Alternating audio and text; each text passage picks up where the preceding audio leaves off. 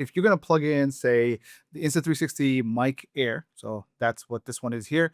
If you take that and you plug it into the Insta360, you'll notice that the object itself is wider than the stitch line.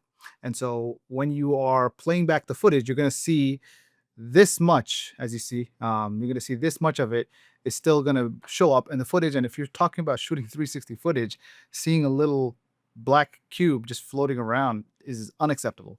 How do you solve that? Well, for starters, the issue is that this USB-C port is horizontal when it should have been vertical for this to fit within the seam line. What I did was I searched on Amazon for a USB-C elbow type of or rotating USB-C port or adapter.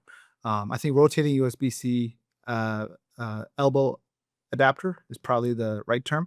Anyway, so this thing has a USB-C in and it connects, and you can not only just rotate this, but this thing itself spins, and it's magnetically attachable. That's how it's able to do that.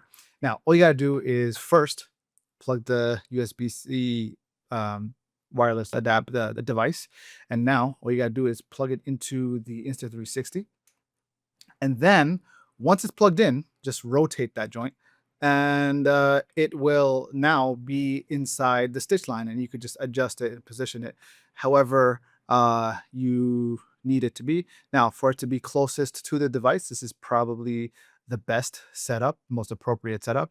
If you keep it if you keep it the other way, right? If you keep it like this, then it's going to rotate and it'll still be within outside of the stitch lines. You want it to be within the stitch line, so this way it disappears.